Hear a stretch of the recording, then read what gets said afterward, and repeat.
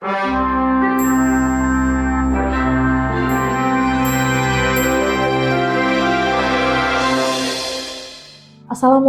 warahmatullahi wabarakatuh. Salam sejahtera, Om Swastiastu, Namo Buddhaya, salam kebajikan. Perkenalkan, saya Delvi Iskardiani, dosen tetap program studi D3 Radiologi Poltekkes TNI AU Adi Sucipto, Yogyakarta.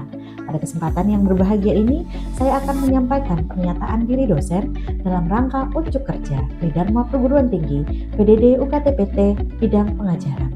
Mata kuliah yang saya unggah sebagai fokus evaluasi adalah mata kuliah proteksi radiasi. Mata kuliah ini merupakan mata kuliah wajib berbobot 2 SKS bagi mahasiswa semester 3 program studi D3 Radiologi. Sebagai seorang tenaga pendidik, saya menyampaikan perkuliahan ini dengan prinsip DIE, yakni Delivery, Interaction, dan Assessment. Pada tahap pertama, yakni delivery, saya berfokus pada perencanaan dan penyampaian materi pembelajaran agar dapat dipahami secara optimal oleh mahasiswa. Sebagai landasannya, rencana pembelajaran semester atau RPS disusun bersama tim dosen pengampu yang selanjutnya divalidasi dan disahkan oleh ketua program studi. RPS ini disampaikan pada pertemuan pertama serta diunggah pada laman LMS Poltekkes TNI AU Adi Sucipto. Melalui platform ini, mahasiswa dapat mengakses informasi pembelajaran secara lebih mudah, sementara program studi dan tim dosen pengampu dapat melakukan monitoring dan evaluasi proses pembelajaran. Mata kuliah proteksi radiasi bertujuan membekali peserta didik sebagai calon petugas radiasi untuk mampu memahami dasar-dasar proteksi radiasi, satuan dari dosis radiasi, teknik proteksi radiasi, alat ukur radiasi, pemantauan dosis radiasi, serta organisasi nasional maupun internasional beserta rekomendasinya tentang proteksi radiasi. Arah dan target pembelajaran ini dituangkan dalam 4 CPNK, yakni CPNK pertama, mahasiswa mampu menjelaskan tentang pengertian dari proteksi radiasi. CPNK kedua, mahasiswa mampu menjelaskan tentang dasar-dasar proteksi radiasi, satuan dosis radiasi, teknik proteksi radiasi, pemantauan dosis perorangan, organisasi internasional maupun nasional, serta rekomendasinya. CPNK ketiga, mahasiswa mampu menjelaskan penerapan proteksi radiasi dalam pelaksanaan di radiologi. CPNK keempat, mahasiswa mampu memahami dan memanfaatkan ilmu proteksi radiasi ini sebagai dasar berpikir dalam kaitannya dengan tindakan radiologi. Untuk mendukung ketercapaian CPNK, pembelajaran dilaksanakan secara luring dengan mengkombinasikan beberapa metode yang disesuaikan dengan karakteristik materi. Kuliah interaktif digunakan untuk membangun pemahaman konsep dasar tindakan proteksi radiasi. Sementara, small group discussion, case-based learning, dan problem-based learning dimanfaatkan pada topik yang mengharapkan mahasiswa untuk mampu mengaitkan konsep yang dipelajari dengan kasus dan permasalahan pemanfaatan radiasi dalam bidang kesehatan, baik dalam lingkup diagnostik, radioterapi, maupun kedokteran nuklir. Pada tahap kedua, yaitu interaction, saya berupaya membangun suasana pembelajaran yang partisipatif sehingga mahasiswa tidak hanya berperan sebagai penerima informasi, tetapi juga terlibat aktif dalam pembelajaran. Keterlibatan tersebut saya bangun sejak awal perkuliahan melalui review pembelajaran terdahulu dan pertanyaan brainstorming untuk menggali pengetahuan awal mahasiswa terkait efek radiasi dan pentingnya penegakan tindakan proteksi radiasi. Selama proses penyampaian materi diselingi dengan tanya jawab serta analisis kasus-kasus sederhana yang relevan dengan topik perkuliahan. Melalui interaksi tersebut, mahasiswa didorong untuk menyampaikan hasil pemikirannya, sementara dosen memberikan umpan balik secara langsung untuk memperkuat pemahaman mahasiswa terhadap materi yang dipelajari. Di luar sesi tatap muka, komunikasi dan diskusi pembelajaran tetap difasilitasi melalui laman LMS. Platform ini menjadi salah satu media penyampaian materi pembelajaran, ruang diskusi, dan evaluasi yang dapat diakses mahasiswa secara fleksibel. Untuk mengukur ketercapaian CPNK, saya menggunakan beberapa bentuk asesmen yang dirancang sejak awal perkuliahan dan disepakati bersama melalui penandatanganan kontrak perkuliahan pada pertemuan pertama. Dalam mata kuliah ini, saya menerapkan prinsip penilaian berkelanjutan, artinya mahasiswa tidak hanya dinilai melalui ujian, tetapi juga melalui proses pembelajaran yang mereka tunjukkan pada setiap pertemuan dengan proporsi penilaian yang saya terapkan, yaitu kehadiran 10%, partisipasi 15%, tugas terstruktur dan kuis sebesar 20%, ujian tengah semester sebesar 25%, dan ujian akhir semester sebesar 30%. Melalui pendekatan tersebut, proses pembelajaran tidak hanya berfokus pada hasil akhir, tetapi juga pada keterlibatan dan perkembangan kompetensi mahasiswa selama perkuliahan berlangsung. Prinsip delivery, interaction, dan assessment yang telah saya sampaikan sebelumnya tidak hanya dirancang dalam dokumen perkuliahan, tetapi juga diimplementasikan secara nyata dalam proses perkuliahan. Salah satu contohnya dapat dilihat pada rekaman pembelajaran pertemuan ke-6 dengan topik proteksi radiasi eksternal. Pada pertemuan ini, mahasiswa diarahkan untuk mampu mengidentifikasi tujuan proteksi radiasi eksternal, mengidentifikasi peran radiografer dalam tindakan proteksi radiasi eksternal, serta menentukan pengendalian yang tepat terhadap bahaya radiasi eksternal. Berikut adalah rekaman pembelajaran yang menampilkan implementasi, delivery, interaction, dan assessment. Selamat menyaksikan. Siap! Gerak!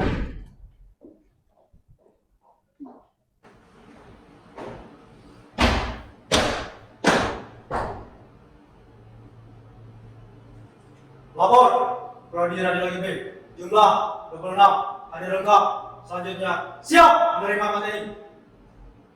Lanjutkan.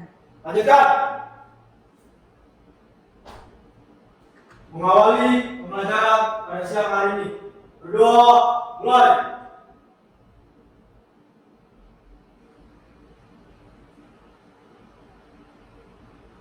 Selesai. Istirahat. Ditunggu. Selamat siang anak-anak Ibu. Selamat bergabung kembali dalam mata kuliah proteksi radiasi. Siang hari ini materi yang akan Ibu sampaikan tentang proteksi radiasi eksternal, di mana teman-teman nanti akan diharapkan untuk mampu mendefinisikan apa yang dimaksud dengan proteksi radiasi dan memahami apa saja prinsip-prinsip dari proteksi radiasi dan bagaimana pengendalian bahaya radiasi. Sebelum kita mulai pada pembahasan proteksi radiasi eksternal, Ibu akan mereview kembali pembelajaran kita di beberapa pertemuan terdahulu tentang sumber radiasi. Teman-teman ingat sumber radiasi itu ada apa saja? Ada apa saja? Alam dan buatan. Yang sumber radiasi di alam ada apa saja?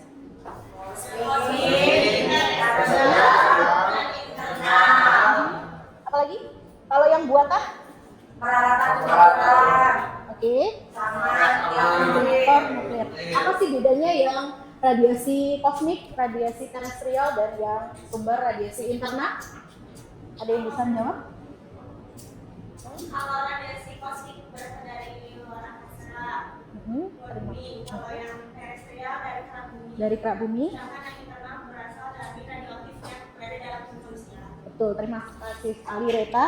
Jadi yang radiasi kosmik itu radiasi yang berasal dari luar angkasa, sementara yang radiasi terestrial itu yang dari perut bumi, yang radiasi internal itu dari proses pencernaan dari dalam tubuh kita. Kemudian ada radiasi yang saat ini marak dimanfaatkan di kedokteran, industri juga ada, dan di reaktor nuklir itu semuanya adalah radiasi buatan. Proteksi radiasi yang akan kita bahas pada pertemuan ini adalah radiasi eksternal, jadi yang internal nanti di pertemuan berikutnya. Kemudian teman-teman, menurut teman-teman kenapa kita harus mempelajari tentang proteksi radiasi ini? Selama ini sudah sering ya belajar teknik pemeriksaan, bagaimana faktor eksposinya di mata kuliah teknik radiologi. Dalam pemanfaatan radiasi ada benefit yang kita peroleh dan dimanfaatkan dalam bidang diagnostik maupun dalam radioterapi. Tapi sinar F itu kan punya sifat mampu mengionisasi materi yang dilewatinya. Artinya dia punya sifat merusak, di mana sifat merusak ini dibagi dua. Ada efek deterministik dan ada efek stokastik. Sudah pernah kuliah radiobiologi, rasanya kalau untuk contoh-contoh klinisnya, Ibu rasa di situ sudah ada ya. Apa sih bedanya yang radio ini efek deterministik dengan efek stokastik? Ada yang masih ingat dari mata kuliah radiobiologinya? Dosis ambang. Kata kuncinya ada di dosis ambang. Kalau yang deterministik itu efek yang punya threshold namanya, ada dosis ambang. Di mana setiap organ tubuh itu punya batas ambangnya masing-masing. Sementara kalau yang stokastik, dia tidak punya dosis ambang, tapi probabilitas kemunculannya meningkat seiring dengan penambahan dosis. Berarti di sini meskipun bermanfaat, tapi dia punya risiko yang perlu kita kendalikan. Itulah tujuan dari proteksi radiasi. Mencegah munculnya efek deterministik dan meminimalisir efek stokastik. Siapa saja orang yang harus memperoleh proteksi radiasi ini menurut teman-teman? Betul. Sesuai dengan PP nomor 45 tahun 2023, lingkup yang harus menerima penegakan tindakan proteksi radiasi ada pekerja, pasien, dan masyarakat. Yang di peraturan itu berbunyi paparan kerja untuk petugas radiasi, pasien untuk paparan medik, sementara yang masyarakat berlaku aturan paparan publik. Pertanyaan Ibu sekarang, kalau teman-teman bekerja di instalasi radiologi yang termasuk dalam kategori pekerja radiasi itu siapa saja? Diri sendiri, saat ini duduk di sini jelas ya. Siapa saja? Dokter? Oke, semua petugas yang bekerja di lingkup instalasi radiologi itu termasuk ke dalam pekerja radiasi yang memiliki hak untuk diproteksi radiasi. Di mana proteksi radiasi ini punya paradigma. Paradigma terdahulunya adalah ALARA, as low as reasonable acceptable. Paradigma ini hanya menekankan paparan radiasi serendah mungkin dengan memperhitungkan faktor ekonomi dan sosial saja. Paradigma ini sudah bergeser menjadi ALADA, lebih spesifik untuk diagnostik, as low as diagnostically acceptable. Jadi di sini sudah ada dosis, bahasa dosis radiasi ditekan hingga serendah mungkin yang masih menghasilkan kualitas citra yang memadai untuk penegakan diagnostik. Jadi sudah ada spesifik, dosisnya ditekan rendah tapi mampu untuk menegakkan diagnosa. Sementara kalau yang sebelumnya, paradigma itu hanya menekankan sekecil mungkin karena mengurangi risk tadi. Paradigma terbaru adalah aladaid. Ada dua tambahan aspek penting untuk di aladaid karena dia indication oriented pasien spesifik. Jadi spesifik untuk setiap pasien itu dengan mempertimbangkan indikasi klinis dan karakteristik pasien. Apa saja contohnya indikasi klinik? Kita harus mempertimbangkan usia, berat badan, PMI, dan lain-lain. Jadi dia lebih spesifik. Meskipun teman-teman melaksanakan pemeriksaan yang sama-sama ngejoin. Yang satu pasiennya kurus, yang satu lebih gemuk. Nah, mungkin kalau di ALADA, dia penyamarataan faktor eksposi yang digunakan. Sementara kalau di ALADAID, dia lebih spesifik. Nanti untuk gemuk ada perlakuan tambahan. Jadi ini paradigmanya sudah bergeser, tidak hanya sekedar ALARA lagi, tapi tuntutan saat ini sudah ALADA. Karena tuntutannya ALADA, prinsip proteksi ini oleh ICRP diturunkan lagi menjadi 3 prinsip: justifikasi, optimization, and dose limitation. Paradigma tadi dituangkan ke dalam 3 prinsip. Mungkin sering dengar ya, secara pengertian. Kalau yang justifikasi, setiap prosedur yang menggunakan radiasi penion harus dilakukan apabila penekanannya manfaat lebih besar daripada potensi resiko radiasi. Tuh, kata kuncinya. Kemudian kalau yang optimization, dosis radiasi dijaga serendah mungkin tanpa mengurangi informasi diagnostik yang dibutuhkan. Sementara yang dose limitation menetapkan batas dosis bagi pekerja radiasi dan masyarakat untuk mencegah terjadinya efek stokastik dan deterministik. Seringkali di lapangan 3 ini hafal. Oh, ini artinya ini. Tapi contoh implementasinya seperti apa sih menurut teman-teman? Kalau saya sebutkan salah satu case seperti ini, ada seorang wanita hamil datang ke instalasi radiologi dengan klinis fraktur. Kemudian dokter memutuskan meskipun dia sudah hamil 7 bulan, tetap diperlukan pemeriksaan radiologi untuk menegakkan diagnosa. Menurut teman-teman itu wujud dari prinsip yang mana?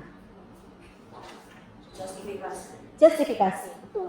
Jadi ketika menentukan lebih baik daripada tidak, manfaatnya tidak bisa digantikan oleh yang non-ionizing seperti USG ataupun MRI, itu masuk di ranah justifikasi. Dan biasanya keputusan ini berada di tangan dokter peneliti ataupun dokter spesialis radiologi. Setelah justify-nya benar, baru masuk ke tahapan berikutnya, optimasi. Jadi dia berurut sebenarnya. Justify dulu, baru dioptimasi. Di mana peran teman-teman dioptimasi? Kalau dijustifikasi berada di tangan dokter pengirim dan dokter spesialis radiologi. Dia mengevaluasi apakah pemeriksaan berbasis radiasi ini diperlukan, nggak ada pilihan lain. Sementara di tahap kedua, di sini sudah ada peran teman-teman mengidentifikasi pasien. Kita sebelum pemeriksaan biasanya ngapain di tahap persiapan? Anamnesa. Apa aja yang ditanyai?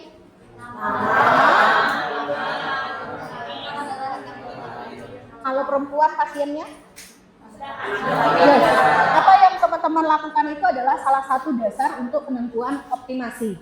Dari kita nanya nama, tempat tanggal lahir, kemudian jenis kelamin, itu menentukan nanti tindakan yang akan kita lakukan. Kalau dia wanita hamil gimana proteksi radiasinya. Kemudian kalau dia agak gemuk atau keluhannya sedikit susah gitu, tidak kooperatif dan lain sebagainya, nanti optimasinya seperti apa. Baru dari 2 tahapan ini masuk ke prinsip optimasi. Di sini peran radiografer untuk mengoptimalisasi protokol pemeriksaan. Radiografer memilih protokol berdasarkan identifikasi klinis dan karakteristik pasien yang tadi ditanyakan saat anamnesa. Termasuk di dalamnya proyeksinya berapa yang digunakan, apakah 3 proyeksi, 2 proyeksi, luas lapangannya seperti apa. Nah, ini di sini peran radiografer dalam optimization. Baru masuk ke tahapan pelaksanaan pemeriksaan.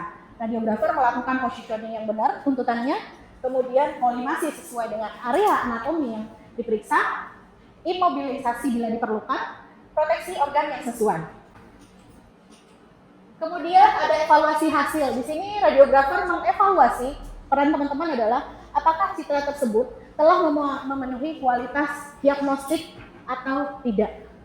Meski terpotong, kalau masih ada informasi penegakan diagnosanya masih bisa diulang atau tidak. Di sini harusnya teman-teman bisa lebih spesifik menentukan. Kalaupun terpotong tapi masih mampu menegakkan diagnosa, tidak perlu menambah repeat. Karena kalau repeat berarti ada tambahan dosis dan tidak sesuai dengan prinsip proteksi radiasi. Radiografer harus mampu mencegah repeat examination. Kalau kualitas citra belum memadai, radiografer itu tidak serta-merta harus langsung mengulang, tapi diidentifikasi dulu penyebab kegagalannya. Apakah karena positioningnya yang salah, gerakan pasiennya, kesalahan parameter yang digunakan, atau penyebab lain sebelum memutuskan pengulangan pemeriksaan. Untuk meminimalisir terjadi repeat berikutnya. Baru di tahap akhir ada tahap pemantauan dosis dan penjaminan mutu. Biasanya yang ini sudah bukan di level tanggung jawab peran radiografer lagi, tapi sudah ke tugasnya fisikawan medik atau yang bertugas sebagai petugas proteksi radiasi di instalasi radiologi. Nah, sejauh ini dari 3 prinsip dan implementasi dalam praktik radiologi diagnostik, ada yang mau ditanyakan? Silakan. Kenapa prinsip limitasi tidak ada dalam prinsip implementasi dalam praktik radiologi diagnostik? Terima kasih Indra atas pertanyaannya. Kira-kira ada yang bisa punya gambaran sebelum Ibu jawab? Ada nggak? Tadi prinsip itu ada justifikasi, ada optimasi, ada limitasi. Untuk pasien itu hanya berlaku 2 prinsip, justifikasi dan optimasi. Kenapa limitasi tidak pembatasan dosis? Karena kita menggunakan paparan itu untuk kebutuhan medis yang sudah ada parameternya masing-masing. Jadi tidak berlaku di situ limitasi. Limitasi hanya berlaku untuk petugas radiasi dan masyarakat. Nah, ini implementasi prinsip limitasi di instalasi radiologi diagnostik menurut ICRP 103 dan PP 45 tahun 2023 itu ada beberapa poin. Yang pertama adalah pengendalian desain fasilitas shielding di rumah sakit, ketebalan dindingnya berapa, aturan ukuran ruangannya berapa, jadi di sini implementasinya. Kemudian pengendalian daerah kerja, penggunaan alat pelindung diri, penerapan prinsip jarak dan perisai, pemantauan dosis individu, TLD atau dosimeter elektrik, dan program proteksi radiasi dan audit keselamatan. Tidak semuanya ini menjadi tanggungan teman-teman. Tanggung jawab seorang calon radiografer berada di sini.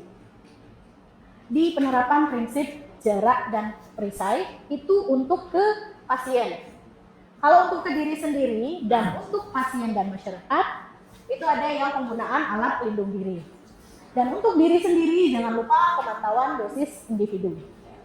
Penggunaan TLD. TLD wajib dimiliki oleh setiap pekerja radiasi dan telaten digunakan. Kemudian tadi dari 6 implementasi prinsip limitasi, fokus utama kita adalah pada 3 pilar. Teknik proteksi radiasi, bagaimana mengatur faktor jarak, faktor waktu, dan faktor perisai. Secara sederhana, semakin cepat waktu kita berada di medan radiasi itu akan meminimalkan dosis. Kalau untuk jarak, kita memaksimalkan jarak dari sumber radiasi untuk mengurangi radiasi. Kemudian faktor panahan, kita menggunakan panahan akan meminimalisir radiasi yang diterima. Sampai di sini teman-teman ada yang mau ditanyakan? Tidak? Belum? 3 pilar ini punya konsekuensi perhitungan matematika, di mana faktor waktu itu dapat dituliskan dengan hubungan dosis sama dengan laju dosis dikali dengan waktu. Sementara untuk faktor jarak, biasanya dari perbandingan jarak, di mana laju dosis pertama dikali jarak pertama kuadrat sama dengan laju dosis kedua dikali dengan jarak kuadrat kedua. Sederhana maknanya adalah, tadi kan semakin jauh jarak, maka dosisnya semakin besar atau semakin kecil? Kecil. Dan itu berlaku hukum inverse square law, kuadrat jarak. Semisal jarak mula-mula 100, jarak kedua 200, berarti kan 2 kali yang semula. 2 kali dikuadratkan 4, kebalikannya. Berarti dosis kedua di jarak yang 2 kali lipat semula adalah 1/4 dari dosis mula-mula. Jadi teman-teman hanya perlu melihat apakah di situ perbandingan jaraknya 2 kali dikuadratkan, kemudian inverse, dibalik 1/4 dari dosis mula-mula. Kemudian faktor shielding ini dipengaruhi oleh beberapa hal, jenis dan energi radiasi, aktivitas radiasi, dan laju dosis yang dikehendaki setelah melalui shielding. Ini yang menjadi latar dalam penentuan ketebalan imbalasi dinding. Di mana di sini ada tebal paruh, HPL, dan TPL. Kemudian sekarang setelah beberapa penjelasan tadi, teman-teman bisa kita coba tes. Silahkan keluarkan satu lembar, dijawab dulu pertanyaan yang ada di depan.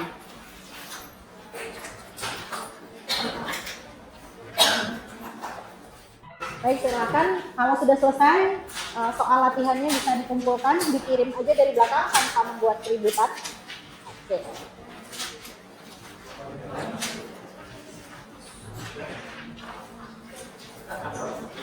Oke. Terima kasih. Baik, demikian perkuliahan kita tentang proteksi radiasi eksternal. Sebelum Ibu tutup, ada yang bisa menyimpulkan materi perkuliahan kita pada hari ini? Saya Bu. Silahkan. Kesimpulannya yaitu prinsip proteksi radiasi yaitu aladait atau as low as diagnostically acceptable dan indication oriented and patient specific. Ya. Kemudian ada 3 prinsip proteksi radiasi yaitu justifikasi, estimasi, dan limitasi. Lalu ada 3 pilar teknik proteksi radiasi, yaitu faktor jarak, faktor waktu, dan faktor perisai. Kemudian ada jenis radiasi yang pertama dari alam, yaitu kosmik dari luar angkasa, kemudian terestrial dari kerak bumi, internal dari dalam tubuh manusia, dan jenis radiasi buatan, yaitu dari peralatan kedokteran dan reaktor nuklir. Oke, terima kasih sudah sangat lengkap sekali kelas untuk teman-teman kita. Lengkap sekali. Namun yang Ibu harapkan dari teman-teman adalah tidak hanya sekedar dihafalkan, tapi tolong diaplikasikan. Karena apa yang teman-teman pelajari hari ini tidak hanya untuk melindungi diri sendiri, tapi juga masyarakat dan pasien. Satu keputusan yang salah dari seorang radiografer bisa merugikan yang mungkin tidak muncul saat ini, tapi di beberapa tahun berikutnya. Efek stokastik yang kita tidak bisa menyalahkan siapa, munculnya kapan, dan karena siapa. Gitu. Lebih dihati-hati lagi karena itulah tuntutan teman-teman seorang radiografer. Dari Ibu cukup, di pertemuan berikutnya kita akan membahas tentang bagaimana implementasi proteksi radiasi baik di instalasi radiodiagnostik, di radioterapi maupun di kedokteran nuklir. Terima kasih atas perhatiannya. Ibu tutup. Wassalamualaikum warahmatullahi wabarakatuh.